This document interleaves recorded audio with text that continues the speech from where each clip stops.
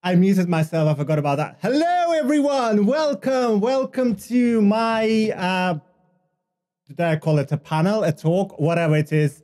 Welcome to this thing. Good afternoon, wherever you are. No, it's late in America. Actually, late here in UK, early in America. Not sure what time it is in Japan. But anyway, welcome. This is my first actual talk because normally I do stuff behind the scenes. I organize panel talk. So for me, this is kind of new. So I do apologize if I do run into some hiccups. Hello, everyone, people in the chat. I will be checking chat occasionally, but not all the time because I'll be presenting, actually. Do tell me if there's any audio issues and things like that, and I will try to address them.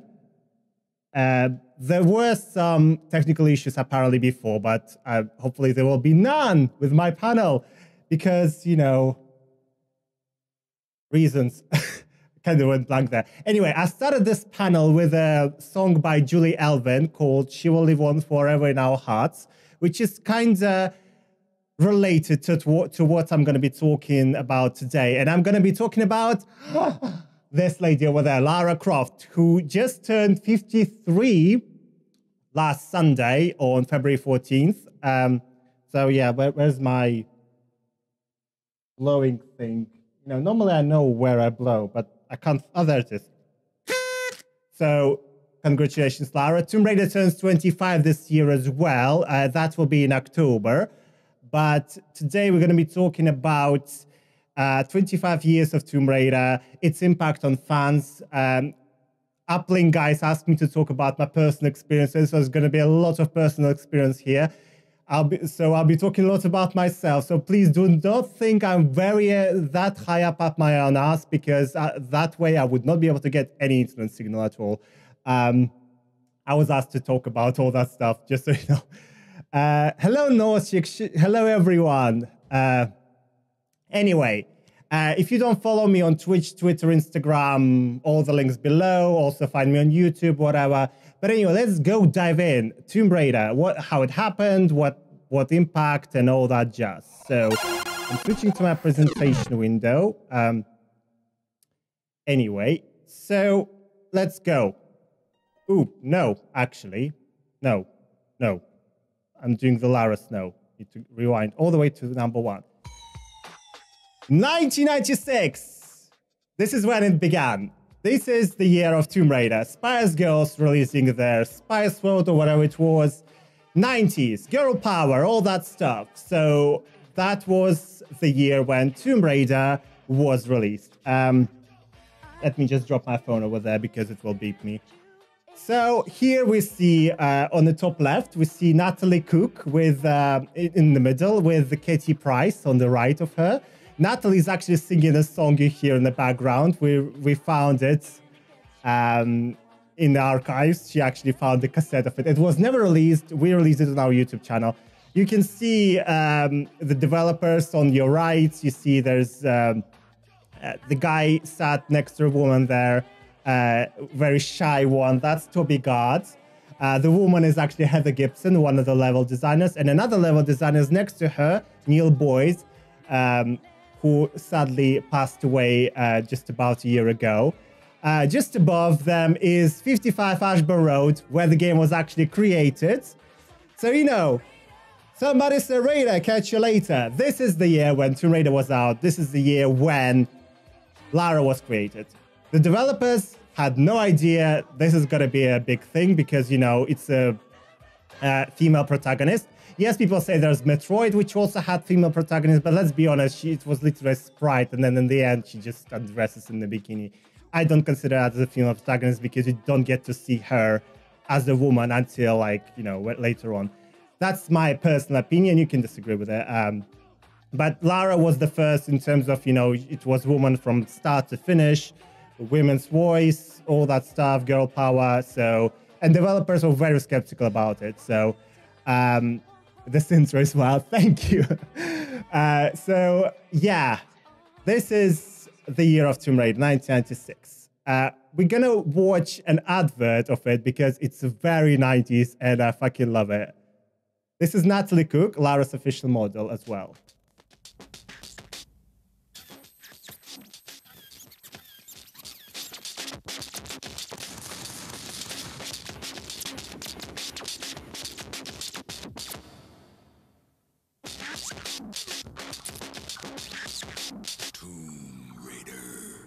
Tomb Raider.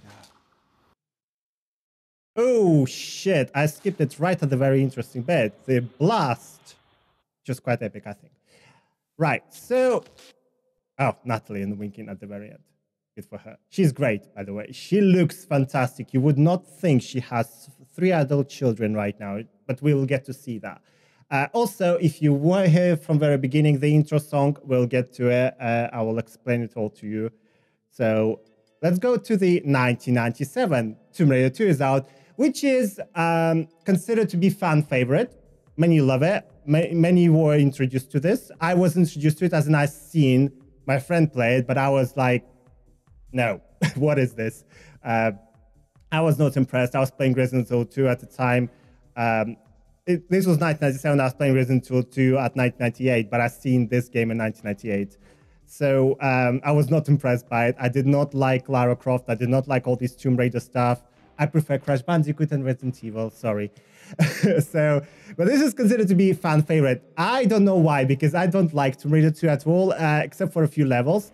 I know I'm in the minority here, but you know, each to their own. Pretty much the same team that made Tomb Raider 1 were doing Tomb Raider 2, except for Lara's voice has changed here. There was no Shelley Blonde, there was Judy Gibbons, except for grunts. Those were still Shelley Blondes. I'm not gonna talk much about Tomb Raider 2. Not gonna talk much about Tomb Raider 2, except for to say that they improved graphically. Lara did not have triangle boobs anymore. They were all round and pretty. So I suppose there was lots of graphical improvements there. She was more smoother. There were more animations to her and much more levels. The areas were the team basically got experience on PlayStation. So that's why it's probably was much more wholesome experience compared to Tomb Raider 1. And then we have Tomb Raider 3, 1998. Again, one of fans' favorite. Again, not personally mine. I do like some levels, but I like Tomb Raider 1. I just want to throw it out there. Just don't like Tomb Raider 2 and 3 that much. But again, 1998. This is when Core Design kind of got the idea that, you know what? We're being forced to make a game in 12 months now. Every single 12 months, we're releasing a brand new game. And if you think about it, how long did it took to make Cyberpunk? Or how long did it took to make, I don't know, Shadow of the Tomb Raider? That was like 5 years. And this is the small team making games every single year. And they're all hit after hit after hit. So still solid performance, Tomb Raider 3. But again, not my personal favorite.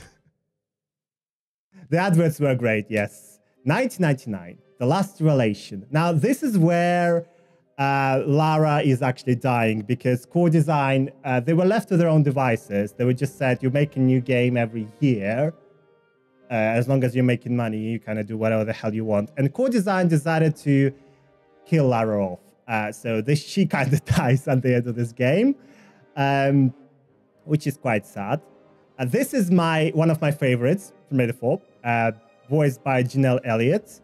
I'm not talking much about myself here just yet because actually until this point I had no idea about Tomb Raider. Well, I'd seen Tomb Raider 2, but I did not play it. I did not care about Tomb Raider at all. We'll come to it. But this game is my personal favorite because it's set in Egypt and I kind of have a thing for it. Also, the whole apocalyptic feel to it, Lara's personal development here is much more gruesome. She's no more just, you know, raiding for the sake of raiding. She's raiding for the sake of fixing the mistake that she did, you know, helping her friends, that kind of stuff. But at the same time, she's still Indiana Jones. So, you know, it's still great to have all that. And she's a very strong woman who develops through her own character here. And this is why I love this game so much. But we're not going to stop on this anymore. The music here is fantastic. This is one of my favorite soundtracks in the whole wide world, but we'll get back to that in a moment when I get to talk about the Dark Angel Symphony. The year 2K, when Windows Millennium Edition was released. God, let's not talk about that disaster. Well, anyway, year 2K, this is when actually I first played Tomb Raider games, with Tomb Raider Chronicles being my first. I got my Windows PC then, which had Windows Millennium on it. Yeah. So this was my first Tomb Raider game, actually, voiced by a lovely Janelle Elliott. Lara here is just absolutely fantastic. Not many love Tomb Raider Chronicles. I adore it still. It's still my top 3 Tomb Raider games. I was stuck in Rome for solid 24 hours on the first level. And I was like, this is great. This is amazing. And between Chronicles and The Angel of Darkness, which was released in 2003, that music. I was basically finishing all the previous games as well. Tomb Raider 1, 2, 3, 4, all the add-ons and all that stuff. And here we come to The Angel of Darkness, the first PlayStation 2 game, Tomb Raider PlayStation 2 game, which had some groundbreaking things like volumetric lighting. This is the first game to have it. And, you know, this is not everyone's favorite, I know that, but a lot of people still love it. I personally absolutely adore The Angel of Darkness. That screenshot here that I included in the presentation, this one, like, if you look at it, it's so poetic because this is how the game ends. She kind of walks into this darkness to never come back again because, you know, they've done it here, and so poetic because they didn't know they're not going to make any more Tomb Raider games. We didn't know they're not going to make any new Tomb Raider games. That, you know, this Lara will be effectively killed off and replaced by the Legend one, which has completely different bio. And this is the end where, you know, our childhood as classic fans has officially ended. We're all mature babies now, even though I'm now 18 because I'm aging backwards, but let's not go back into it. But yeah, this was certainly an interesting experience for me because I was going through a teenagehood here. And it was very difficult. I'm going to put back this one because, you know, I was going through, you know, the normal teenage depression, bullying in school, which was like kind of swarm bullying, you know, when you have a swarm of people kind of ganging up on one person. But school was terrible. When I would come back home, that was terrible. I had alcoholic parents and it was just abusive family in general. And Tomb Raider for me was like a sense of escapism. Angel of Darkness ran like shit on my computer. I'm not talking here 15 frame rates per second. It was more like 5 or 3. It was an absolute slideshow in the resolution of 320 by 240. But I finished good half of it until I saved up to buy myself GeForce 2 with 64 megabytes of video RAM. And then I managed to actually finish the rest of it. But yeah, it was certainly an eye-opening experience, Angel of Darkness, for me. The graphics, the whole persona, this deepness to it, and the sense of escapism it provided me. You have no idea how important it was for me as a child, and I'm sure many will relate. And also, Lara actually here started teaching me English because English is not my first language. I was born in Soviet Union, which then collapsed. Ended up in one of the Central Asian states where we often compare to North Korea by Human Rights Watch. And also, you know, it's illegal to be gay there. And I knew that I was gay since a very young age. So that was not a very nice place for me to live. And Lara kind of provided this sense of escapism. She taught me English because every time I studied English in high school, but it wasn't great. But every time I would hear her talk about something, I'll be like, I want to know what the hell she just said. And there are subtitles. So I'd look into vocabulary. And, you know, the accent was so different as well because our culture was dominated by American film. And hearing English accent was quite new to me. So, yeah, it was interesting. It was very interesting time for me. And I actually self-taught myself to 3D rendering back then as well. This one, for example, is one of my first renders I ever did. There was no bells and whistles there, just Curtis Trent's model that I ripped from the game. And yeah, like now you can pretty much easily make fun renders. There's lots of software called XNA Lara, for example, you could use and easily position Lara or Curtis or any of that other game character. And you can render fantastic, beautiful pictures there. But back then, there was no such thing. I had to use 3ds Max. I learned 3ds Max just from this. And yeah, this one, for example, was heavily requested. Everyone wanted to see Curtis and Lara kissing. I wasn't a big fan of that, but, you know, whatever. I like Curtis. I just don't like the romance bit. You lived for those renders, North Chick. Oh. Yes, Taranitsu, that's how we met. But we met actually in 2007. I remember the year. So yeah, I will talk about you in a minute. You hold on there. Yeah, so these renders were, I'm very rusty with them now. Don't ask me to make them now. I can't do them anymore. But yeah, back then, this was, again, big sense of escapism for me. Because, you know, to make them, it would take so much time and so much brain power that you would just escape from reality. That, you know, being in a shitty place with shitty parents and shitty people all together. Anyway, that was 2003. I will go back to 2003 again. I will focus on this one, since Taranitsu mentioned. So this was also the year, 2003, 2005 was the year when I actually got my internet access. This was dial-up. And this is where I started meeting fans all over the world. I specifically focused on English-speaking one because I wanted to learn the language better. And I went on website like Planet Lara. This is where I met Taranitsu, actually, who is in the chat here, chatting away. And lots of other friends as well worldwide who I actually managed to meet in real life nowadays. One of those friends called Kirsty was quite important to me, still friends. She still lives in Gibraltar, but basically in 2005, there was a very pivotal moment for me personally. I had my birthday party plans at that year. 2004, 2005, one of those years. And basically no one showed up because I was not very liked by my high school peers. And it did upset me. Like, I mean, I can easily talk about it now, but, you know, back then, when you know you are pretty much in an abusive relationship with your parents and you don't have any friends effectively except for those online, but you were hoping to make some by inviting everyone to your birthday party and no one shows up. It fucking broke me. I got some money from birthday, from not my family, but from friends of the family. And I went and bought myself some stuff to basically poison myself. I was very keen on basically, I'm done. I'm fucking done with this world. But I went at like about 3 o'clock in the morning or 2 o'clock in the morning. I went online on MSN to speak to Kirsty, you know, because, you know, we've been talking for quite a while.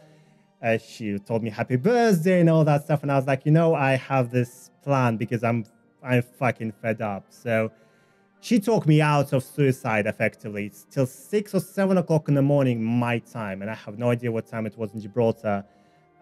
She was basically telling me not to do it. And this is when I decided not to do it, like, as well. Because, you know, I don't know why I decided, because, like, looking back to it, I had no reason to kind of live.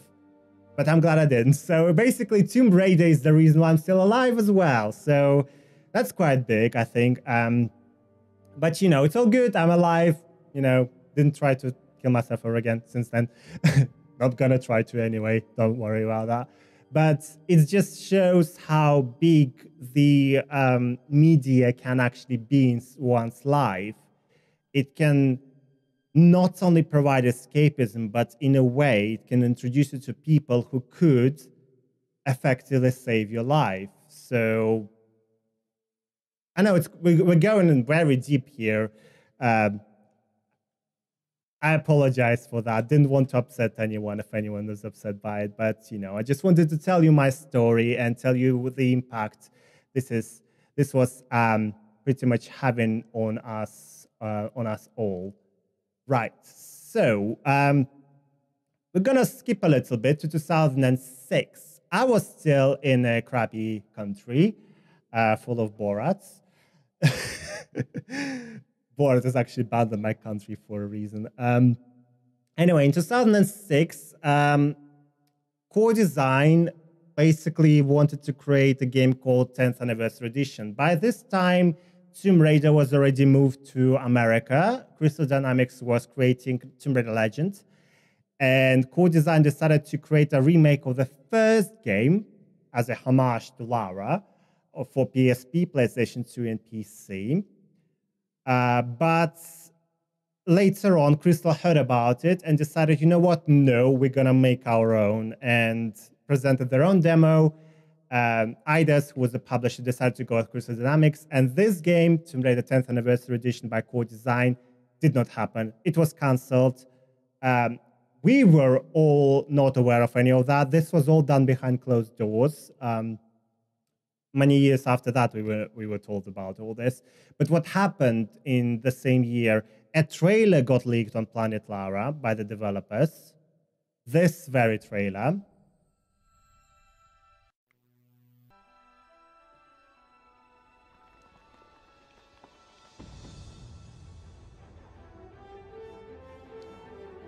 There were also a bunch of screenshots released. This was a very technical trailer. It was basically internal developer presentation that was done for guys at Eidos, basically. That's why you hear Star Wars theme tune here. This was all done just to showcase what it would be and all that stuff.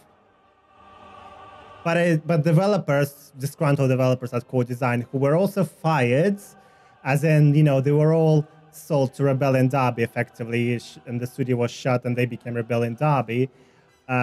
They leaked this. They leaked screenshots as well. And people went mad. Like, this is cancelled. This looks incredible.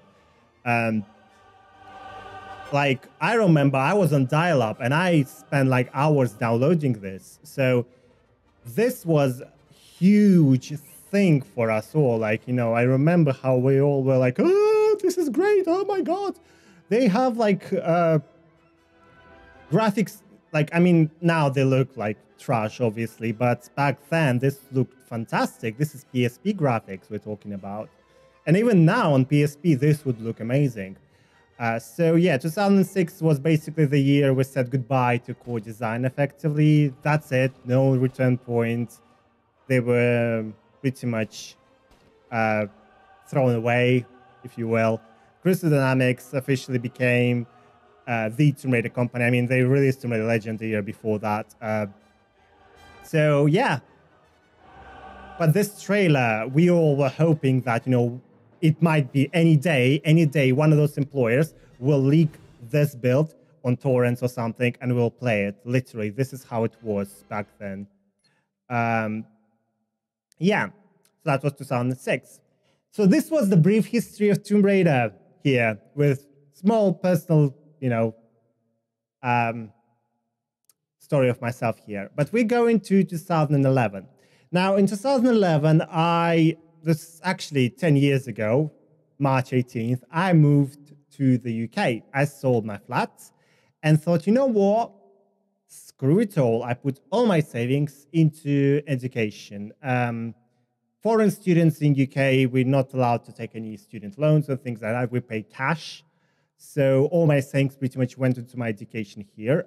This is when all Tomb Raider for me personally went on to like back. You know, I don't kind of care about it right now. I have education to do. I have, you know, I'm in a free country now. I might even be able to get relationship, you know, all that stuff.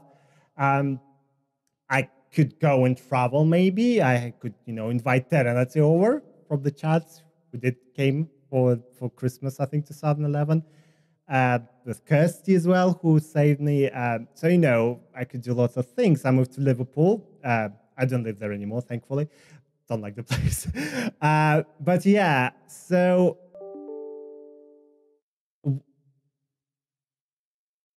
Richard, I will answer. Please send me all the questions. I'll answer them all in a minute. I just want to, before my thoughts will be gone, but I will be checking chat in a minute. Do leave me any questions you have. So yeah, I decided, you know what? Yeah, I will focus on my education. I finished with a, you know, first class degree here. So that was great. But, you know, Liverpool. Sorry if anyone from Liverpool here. I just don't like the place at all. I do like this. The accent though, it's quite funny. Fucking hell, you know what I mean? Like, what you looking at? Me tans, boss. Anyway, we're gonna skip a little bit. We're gonna skip to 2015. This is when I started my website. This one on the left. Called Tomb of Ash. This was started as a Tumblr blog, but with the domain name, tombofash.com. And I started blogging. I started interviewing developers. My first one was Andy Sandham, actually, and he introduced me to other members from Core Design who did create original games. Andy Sandham did Tomb Raider 3, 4, and 5. He did script, he did levels, he did all kinds of stuff there. So, you know, I started blogging, and later on, we kind of updated website to look a bit more modern like this. This was all with Taranate, who became my co-admin. And basically, the website for me was like a thing to put on CV because, you know, again, international student in UK, we're not allowed to work more than 20 hours a week. And you know, no company is going to give you internship for 20 hours a week. So if I'm to stay in UK and find a job after I graduate, I need to have something on my CV. And I thought, you know, having, you know, I blog is at least something, you know, I can copyright, I can do, you know, stuff, I can engage with people on social media. So that was one of the things I did to put on my CV originally. And I'm glad I did because that was noticed by Crusoe Dynamics and Microsoft the very same year. They invited me to go to E3. So they sponsored my trip. They were presenting Rise of the Tomb Raider back then. And they basically paid for my trip. They paid for the hotel. They gave me some expense money as well. And it was amazing. It was a fantastic experience. It was my first time in America. Currently, my only time in America, but okay. So it was a lot of fun. It was press-only event because it's E3 now, you can actually buy tickets and go. But at the time, it was still press-only, but it was still so packed. It was insane for me. I thought, you know what, this is the highlight for me as a fan. It's never gonna be anymore. It's never gonna be better than this. This is literally the best experience you could get. You know, you are flown by developers, you experience all this stuff. It's great, it's fantastic, but I felt kind of sad at the end of it because I thought, you know what, nothing is gonna happen anymore. How wrong I was. Yeah, so that was E3 2015. But then in 2016, early 2016, I actually got an idea. You know, there is an expo in Manchester called Play Expo. I moved to Manchester by then, where I still live, and I love it. So they love their retro stuff. So why don't I, because I kind of know a lot of people from core design now, why don't I invite them to have a panel at Play Expo? So I sent the email to Play Expo. They did not respond to me. That was Christmas time, 2015, so early 2016. I sent a few more emails, but then I received an email from the CEO of the actual expo saying, yes, we got your original email. It was just cascaded to me. Yes, absolutely. Let's work on that. Tell me what you want to do. So I came up with a solution, and we work in absolute secrecy. We didn't want, we wanted it to be classic only. We didn't want it to have any modern games in it at all. Not because we don't like them, but because this was 20 years of Tomb Raider, and we thought it would be great tribute to core design. And core design, in fact, core design team members never actually met fans before. This would be their first time. They never experienced this. It would always be the head of studio or the PR person or whatever. But this was the first time they would actually experience this. So that's why we were working in secrecy with them, and basically to make it happen. So I was sending emails to all coordinators. Oh yeah, how many people? They're gonna be like what, 10, 5 attending? I was like, I don't think you understand how big this thing is. I had my own focus group. I actually picked up a few trusty fans, and I would say, this is all confidential, but theoretically, if this would happen in Manchester, would you go? And the people were like from America, from Russia, from Czech Republic, Ukraine, all over the shop, basically. And they were like, yes, I would absolutely go. I would get visa. I would travel just to see this. And yeah, it was Rich Morton who was like, would anyone actually attend? Play Expo wanted to give them one of the side panels at the time, but in our last meeting with them, I was like, right, so I want prime time on the main stage, please. And they were like, no, we can't do that. I was like, either this or this is just not happening because, you just trust me with this. And they're like, okay, fine, okay, you will have your main stage. And I saw the eyes of CEO Andy, I don't know if he's watching this, when he was actually walking past main stage and he saw this picture. There were actually, like, you can't see, but like on the right side, there were actually people standing because there was no free seats, literally. It was absolutely packed. Like, he was very impressed by it. I was very happy we gave the main stage because, it was a critical event. This is them, that moment when they took the stage. You see there are people just standing there behind the barrier. But, that moment, I was like standing there with my camera, making sure that it's all recorded, it's all, filmed. You can watch the panel on my YouTube channel, by the way. I'm going to play a video over whilst I talk, just, for the sake of it. But basically, when we had all this happening, I just broke down. I don't normally cry, but it just broke me. I normally cry for Disney films, really, or like, I don't know, when you see adverts from doctors about like puppies, sponsor a puppy, I'll be like, oh, shut up, take my money. But for people, I am sociopath. This time though, I was broken. Heroes of my childhood, they're on the main stage for the first time. They meet the fans, they're in the spotlight.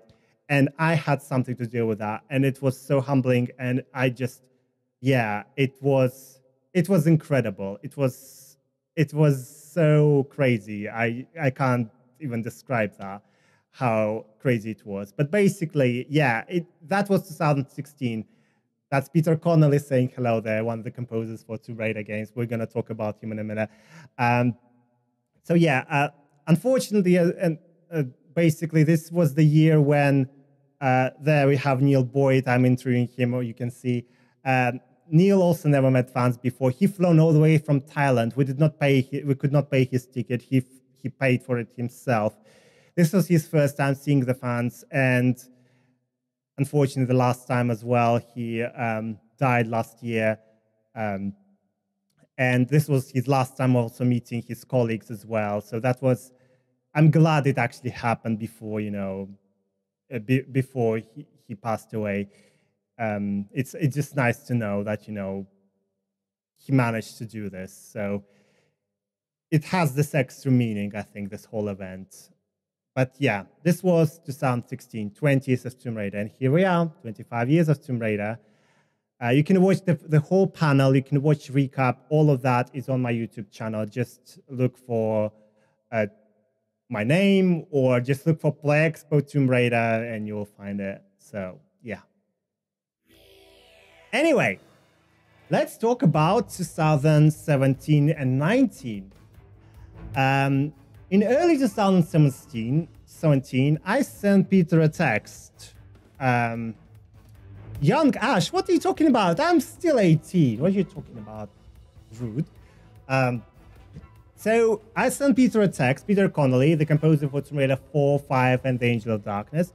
You know what? We should make a concert with your music and the album and stuff like that. Leave the communications to me, but let's do it. And you can't say no. And I went to bed. This was a sleepover at my friend's house as well. It was like Tomb Raider sleepover. It was very fun. In London. And I wake up at 9 o'clock in the morning and I check my phone and he's like, yes, fucking let's do it. So I'm like running down the stairs, like, fuck it hell, guys, we're doing this. Play Expo was great, but you know what? No rest for the wicked. We're doing this. Play Expo only happened like 4 months ago. So after that, I started laying out the communications plans, Kickstarter plans, and all that stuff to create a concert. Our original plan was to have a concert with Peter's music. But then we decided to focus on just album, with the concert being one of the stretch goals, or potentially something we would explore in the future. So yeah, we started Kickstarter campaign where we reached £60,000. We earned that so that was sponsored by fans. Unfortunately, that kind of was short of the budget we needed. We needed 150,000, so that had to come from somewhere. So myself and Peter. So we decided, you know what, for the love of Tomb Raider, let's do it. So we put a lot of money into this, loans and all that stuff, but no regrets there. So we paid for that. We made it effectively happen. But we had some interesting PR tactics there with cool trailers and interesting engagement stuff. So this video was edited by Serenity, who is actually currently in the chat. Basically, here's Peter leaving Ashburn Road. If you had seen how this was filmed, it was hilarious, because this is actually where people currently have flats. So they were very confused why there's this weird person walking out there. Croft House is right next to the studio as well. So, you know, maybe that's how they got the name. There's Lara Croft Way in Derby, obviously because of Lara. So this is all filmed in Derby, where Lara was actually created. So we went to Derby Cathedral and we asked them if it's okay for Peter to play the organ there, to play some of his Tomb Raider tunes on it. So they were okay with it, which was quite iconic because, you know, Derby, the place where Lara was created. So yeah, that was quite nice. I'm gonna skip this video a little bit so you can actually hear stuff. Let's enjoy this a little bit.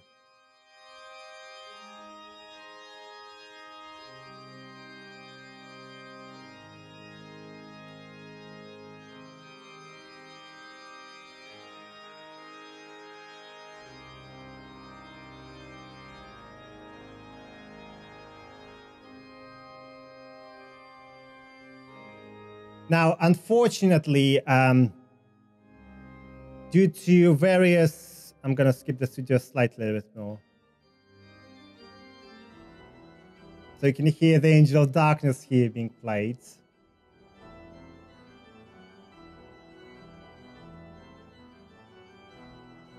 I believe this is Dance of the Luxury Artist. By the way, guys, you can ask me questions in QA tab just above, so I don't miss them. Please leave them there, and I'll check them in a minute after that. So you can watch this video again on YouTube. Just look it up.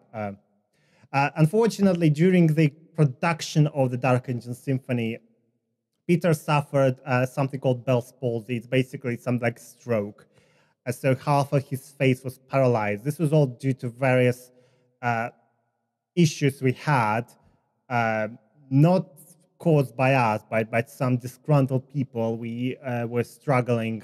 We had lots of mental health issues there as well. So this was all due to stress. He had this paralysis happening. But, you know, it was still an experience, I say. At least it's done, you know. We were recording it in a heat wave in London. It was the hottest day of the year that day. We were all sweating like pigs. With the orchestra there. There was AC, but it was not helping very much. But yeah, those were the days. And this was basically, for me, as a fan, and I'm sure Terenate and everyone else who was involved in this, for us as the fans, to be able to actually think about it now that, you know, we actually managed to help create an album of the, you know, from the game, from the music from the games that we enjoyed as children, and we managed to basically, you know, create all that. It's absolutely incredible. Let's have a listen.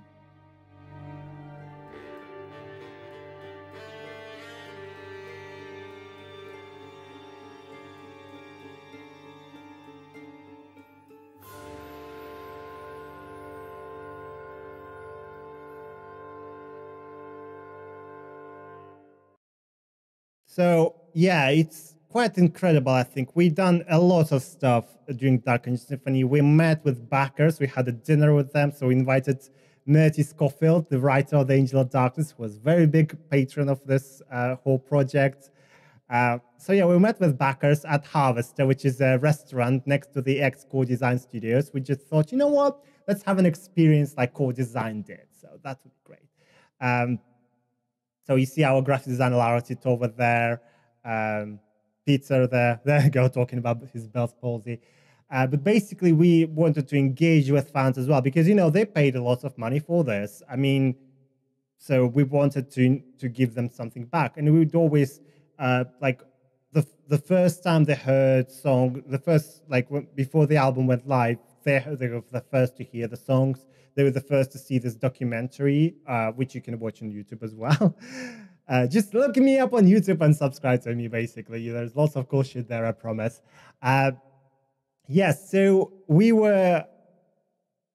thought, you know, it would be great to engage. This was before the Angel Studios, before when we recorded this album, actually, like just a few months before. Yeah, so I think for us, my hair looks like I'm a Karen on it, seriously. I need to speak to the manager of my hair department. Anyway, so for us, you know, we had a fun get together. We had Lara Titova from Russia coming, Terence from Croatia. We had people from like all over UK, obviously. We kind of all came together to this, like to have a sleepover at my house, you know. We had lots of fun, but also lots of filming, lots of work. It was great experience. It was stressful, yes. It was difficult, yes. But looking back to it, I reckon I probably wouldn't change a fucking thing about it. It was like, I can't remember much. I'm looking at this when I was looking on this documentary the first time, I was very I can't remember any of this. Like, I can't remember that. And I have great memory, well, I thought at least. But the stress and involvement was that much that, you know, you were on this switch off mood that, you know, you just don't engage with this. You are just hands down work. That's it. And yeah, it was crazy time for us. So yeah, one thing I actually missed, you know, I actually want to go back to that. I'm sorry, I'm a horrible person. How could I forget? So you remember 1996, Natalie Cook, this lady in the center. So this is her here, yeah. So we actually had her at Play Expo in 2016 in exact same costume. She actually still has it. And look at her, she looks fantastic. She looks absolutely fabulous. I needed to show that. I had to show it because, you know, she's great. She's awesome, Natalie. And a great singer, too. Right, let's go back to the Dark Angel Symphony. So the Dark Angel Symphony, the way this was created, the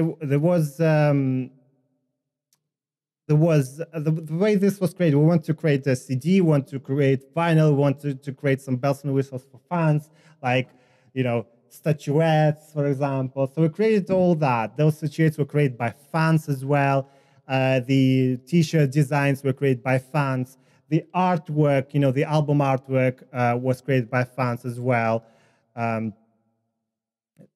know, which was, you know, it was effectively work by the fans for the fans. So this incredible artwork here was created by Ina, the artist from Ukraine, who we met once, I think.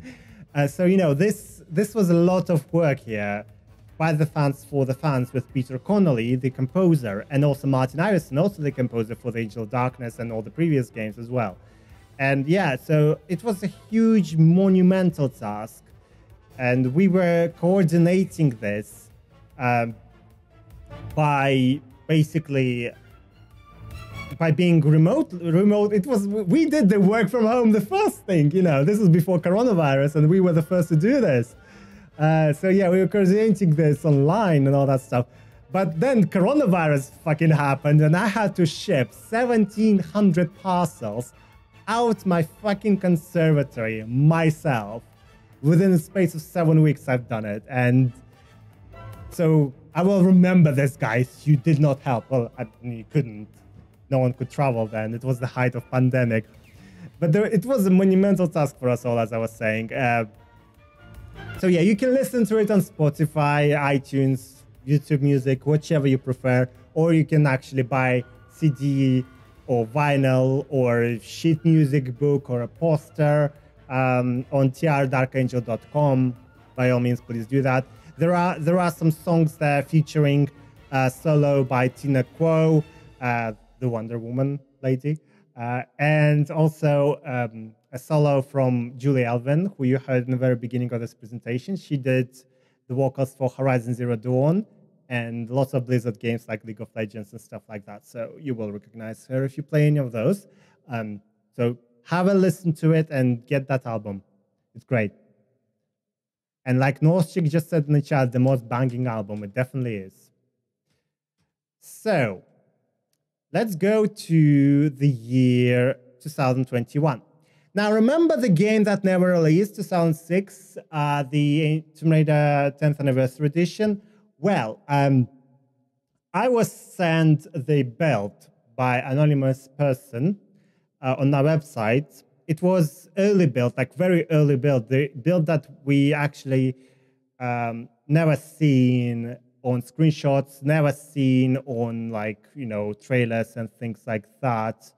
So this was the very first build, one of the very first builds, but it was unplayable for me at least. I'm not a programmer. So I received that and I was looking for a way to release it so, fans could enjoy, but always there's legal stuff involved in there every now and then. So I started doing lots of research. In August, I sent an email to Crystal Dynamics asking them for permission and also telling the world, I have it. Please, help me community pressure Crystal. We had museums involved writing them letters, but we had no response. So on 31st of December, 2020, I thought, you know what? Yeah, I waited enough. So I kind of uploaded it onto archive.org. And basically, it kind of kicked off. So on December 31st, I released the assets on archive.org. On January 1st, within a few hours, the main menu was working. And on January 2nd, we had the very first playable version of it. It was Indiana Jones, effectively because they're converting the game into Indiana Jones build because they wanted to make Indiana Jones game after the Anniversary Edition was cancelled. But even that was cancelled later on because, core design was sold. But yeah, we basically, this was already fixed by the talented programmers like Ghostblade, Nick, and Angel in the Dark, and Xprogger, lots of other people I might forget to mention. But, they were working hard to basically make it work now. We pretty much have a stable build for PC and PSP. But, there's still a lot of things to do. We still want to have a multiplayer working because there's actually multiplayer functionality in it.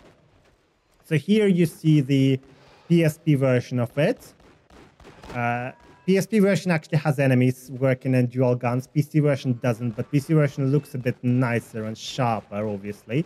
So both of the versions are incomplete. There's some stuff you can have on PC, some stuff you can have on PSP only. But do experience that on tra.timberfage.com.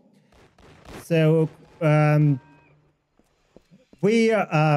pretty much greenlit by Crystal. They don't mind us doing it.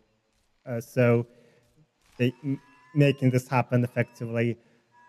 Square Enix, I should say, were very helpful on that end. But now you're going to hear the music by Dean Copri, one of the fan composers who actually did one of the tracks of Dark Angel Symphony as well, again, by the fans, for the fans.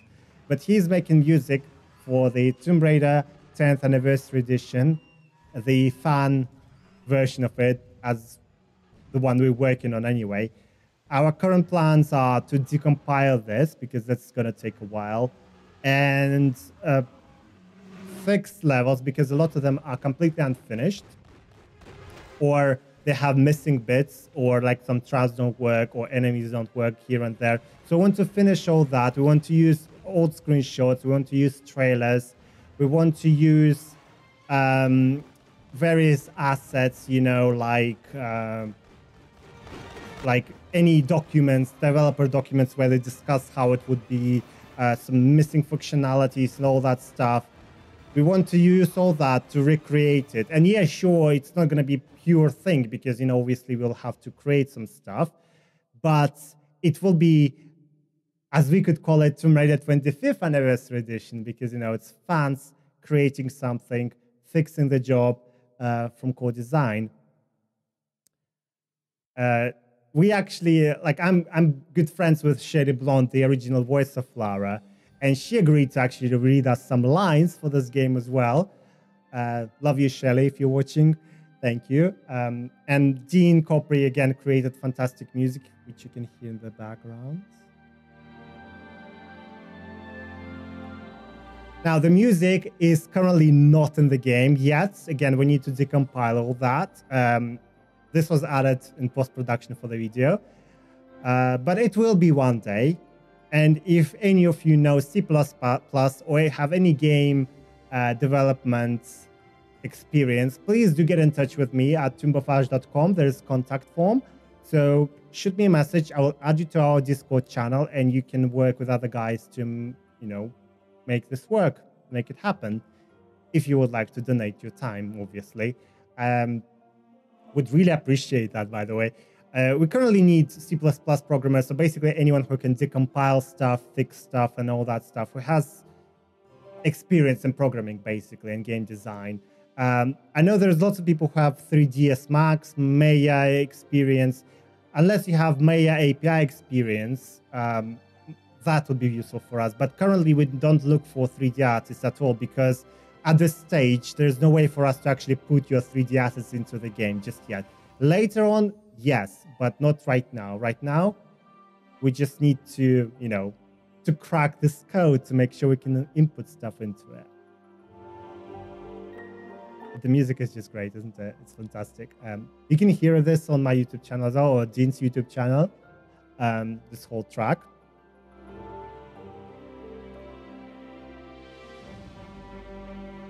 It's just great. I'm just like I see this video so many times. I mean, I'm fucking made it, but you know, it still feels new to me watching it. Right, let me skip a little bit because there's. Okay, here. Right, let's go adventuring. And this is the voice of the original Lara, but in 2021, she recorded it. Now, for me as a fan, you know, realizing I've done this because, you know, I mean, I didn't do any programming. I didn't make this playable. I just released the assets and I took the legal risk. And, you know, I only like a couple of days ago realized how actually risky this whole was, because if Square Enix were Konami or Nintendo, for example, I probably would be in so much trouble, because I just applied for indefinite leave to remain in the UK because, you know, it's been 10 years, woohoo! And if Square Enix would actually go to court and sue me, I might not be able to actually stay in UK. I would have to be deported back to a shitty country where, you know, I would be imprisoned for being gay. So that's not very nice, is it? But I took this risk releasing it. And knowing this now is quite surreal. But at the same time, if I knew it back then, would I release the assets? Yes. Definitely. Absolutely. It was worth it. The main thing was, for me, going on Google one day when the first build was not playable and Googling Tomb Raider, hitting the news tab, and literally the entire first page was just Tomb Raider 10th Anniversary Edition. Core Design took their stage in 2021. Once again, for 25 years of Tomb Raider, they were trending on Google in the news.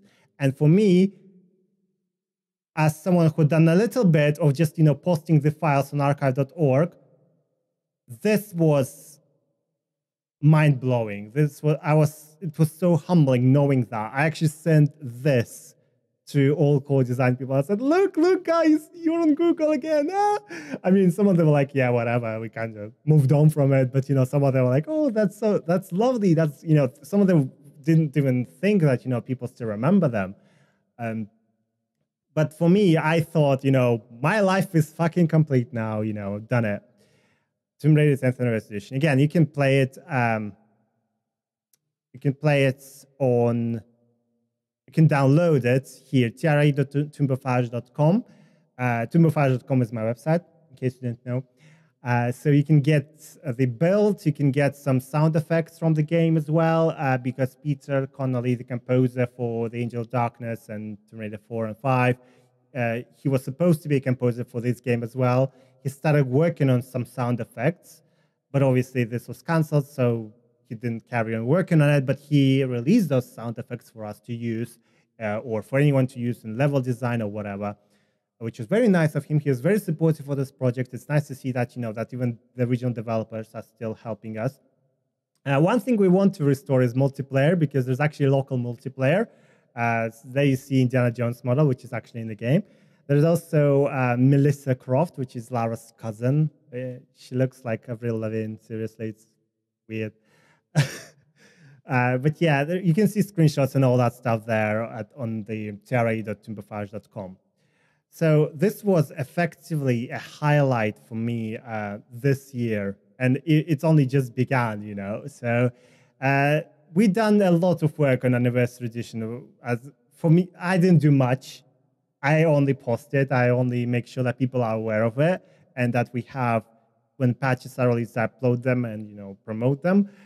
But guys behind the scenes, they done so much work. Within first few weeks, they done literally something that I thought was going to take a year, and now they're doing decompiling, which is going to take months and months and months of work. So if you would like to help, get in touch at tombophage.com. There's a contact form there. I'm kind of getting to the end of my presentation here, by the way, so if you have any questions, please do shout them. But what does the future hold for me? I'm currently streaming a lot. I started streaming on Twitch quite recently. Actually, I found it quite therapeutic right now with all the lockdown thing, with the lack of social interaction. I found streaming quite nice, actually. So do subscribe to me on Twitch. The link is there to my left. So do subscribe to me if you want to see me fail in games. I also just, on Lara's birthday, actually, Shelley Blonde, the original voice of Lara, asked me to, why don't I interview her and Janelle Elliott, the voice of Lara in Tomb Raider 4, 5, and The Angel of Darkness. And seriously, that interview, was literally like 3 middle-aged women drunk having a nighttime talk show on Friday night. It was so chilled, but it was so hilarious as well. I actually watched it a couple of times, and I hate the sound of my own voice. If you have an hour to kill, watch it. It's great to watch, I promise you. I also do various developer streams, so I play Tomb Raider 3 with the programmer Tom Scott there, Jamie Morton, level designer, and Andy Sanham, level designer as well, and Peter Connolly is the sound designer for Tomb Raider 3, Tomb Raider 4, same guys. And we obviously did The Angel of Darkness with Peter and Murty. Peter did the music and sound, Murty did the whole plot of the game. So all that is on my YouTube channel. I would like to do this similar stream with the guys behind Tomb Raider 10th Anniversary Edition, the guys who developed it originally. They are a bit difficult to contact. They're a bit reluctant to talk, but we will get there. Hopefully in March, I will get to do that. So if you would like to watch that, please subscribe to my Twitch, subscribe to my YouTube channel, and you'll be the first to know. Also my social media, which is there. Now, this is basically it. I'm going to switch to the chat window so I can see what you guys are up to. And I'm going to play some tunes whilst I talk. Yeah, so this was my journey as a Tomb Raider fan, and as you can see, it was a wild one. Right, I'm just trying to control the music here a bit. There you go. Cool. I'm just looking at the chat now. There was a question by Richard. Richard Rose. Hey, Ash. What luster and appeal do you wish carried from old games to the modern ones? I think it's Lara's character as the whole. I keep talking about that, actually. Lara's character in the original Tomb Raider games was developed by herself. Like, she was her own... she was her own lady, you know. She would travel the world the way she would want to travel. She would find artifacts the way she would want to find them. And it was not because, you know, of her mother or her father that, you know, she wants to clear their names or whatever, you know, dad was right, all that stuff. She's developing herself through her own ways. Kind of like Nathan Drake does in Uncharted. I mean, Nathan Drake does as Lara Croft did, if we want to be precise. And I think this was great. She was responsible for her own actions. She was responsible for her own character development. If she would fuck something up, like causing an apocalypse by stealing the amulet of Horus over there from the Tomb of Seth, she would be the one trying to fix it. So this is what I'm missing. I miss the fact that Lara is just going there because she wants to, and not because, you know, she has to, because, you know, dad was right or whatever. This is what I really miss. So yeah, I really miss that. But, you know, maybe the next game will have that, because, you know, they talk about this merging of timelines now. Maybe one day we'll get to see something mixed together, and, you know, it will be brought back. I know that the brand new company, a brand new team works on Tomb right now. I mean, it's still Crystal Dynamics, but it's different people. So maybe they'll bring something new to the table, and hopefully it will be brought back in. Guys, it's question answer time. Throw me some questions as well so I can answer them, or I will be talking here for hours. Yeah, so that's another thing I probably would say is I definitely would appreciate one of the original actresses voicing Lara as well.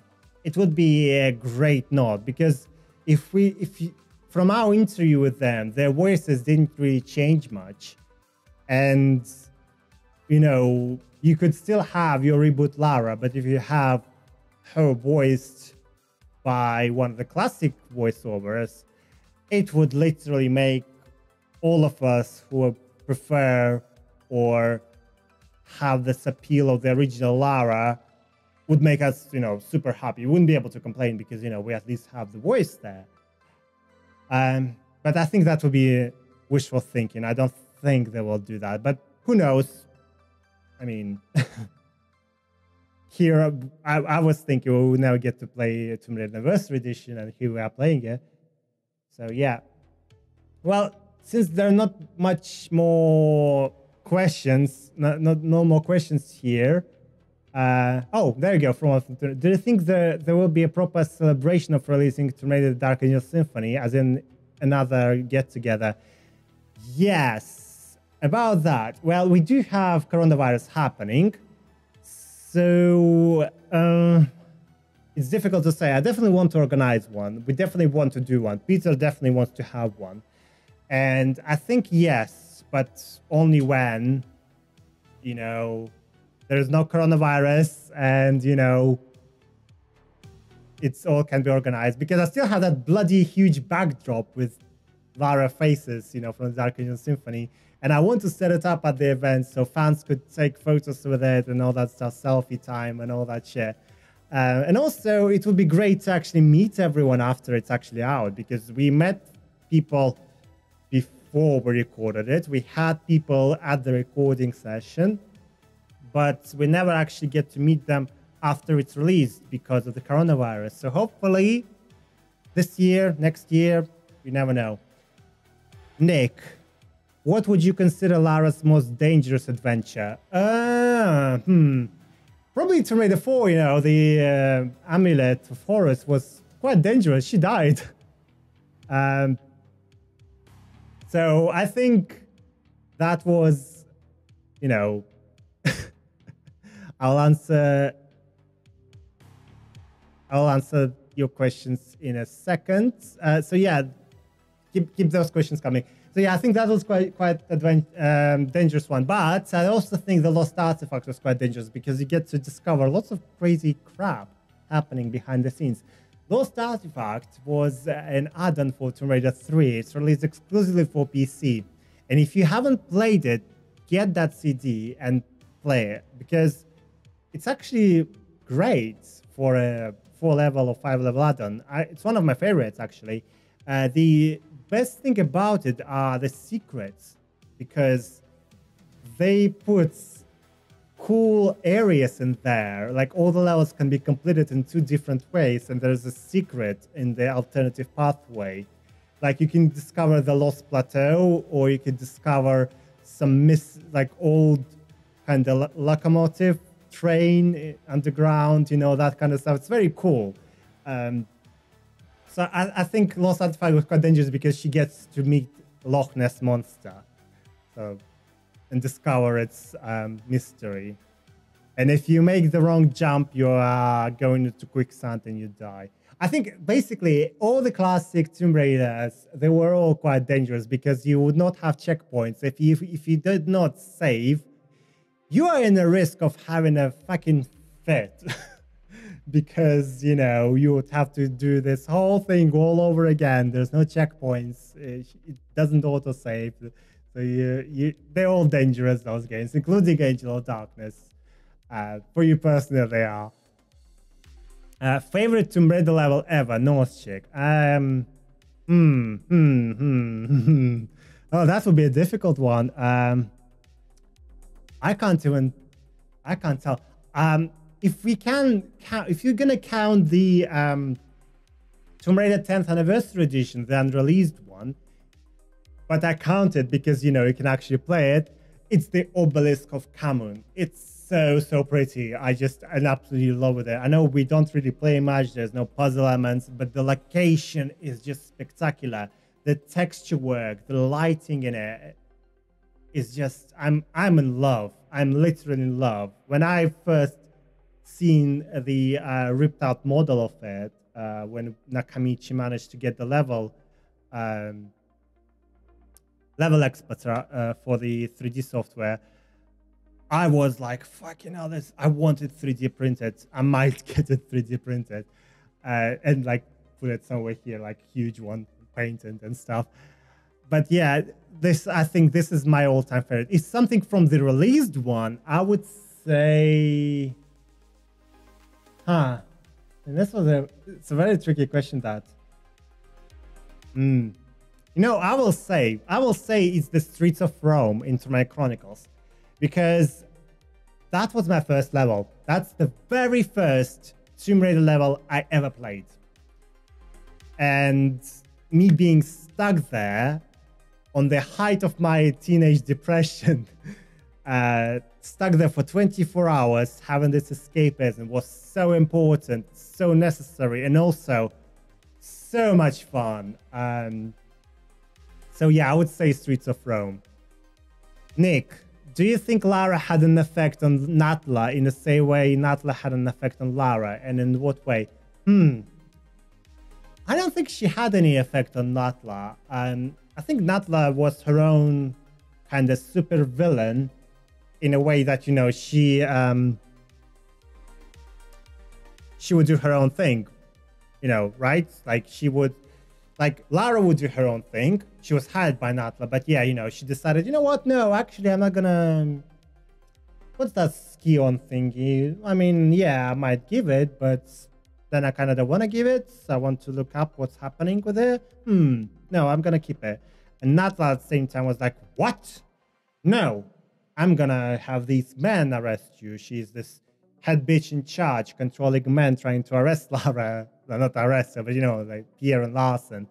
So there were here two female archetypes fighting over one artifact, and it was quite interesting thing. From diversity point of view, again, you have the female arch enemy and female protagonist fighting over same goal, manipulating men, which is Pierre and Larson. This was never done before.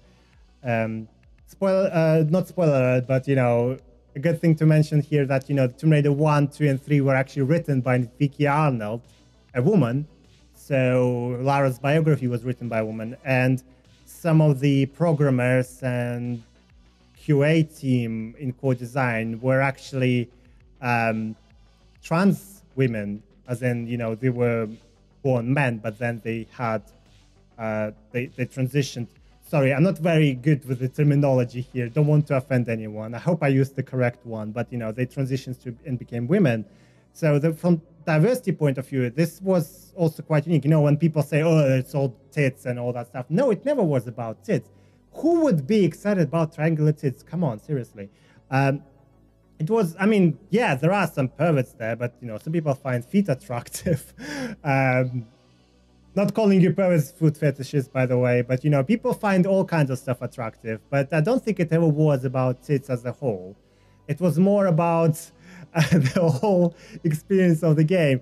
I certainly wasn't there because of tits. I'm gay, and a huge portion of Lara's fan base were are gay men or women as well. Oh, okay, women, you could probably say tits there involved. But you know what I mean? It's not tits. It's more Lara's strong persona here. Sorry, I'm floating away here from your question here. You kind of unlock the can of worms here.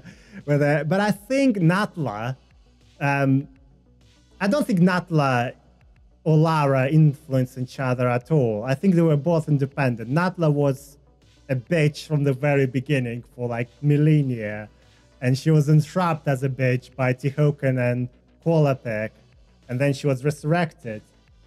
So yeah, and Lara was kind of a binary opposite of her. She would not do it for the sake of achieving some evolutionary goal. She was just doing it for fun, and then also obviously to save the world, which was kind of a thing. So yeah, I hope that answers your question. That was a very long answer. I wish I could write my dissertations like that. That would save me so much time, when I was a student. Yeah. Well, anyway, thank you all so much for being on our presentation. I see there are no more questions there, but if you do, please throw them in. I'll be here for another minute. But I just want to say huge thanks to UPLINK to actually inviting me to talk here today. I was not expecting this. I'm normally, again, behind the scenes. I'm only the one organizing these kind of stuff. So this is my first experience as a public speaker in a way.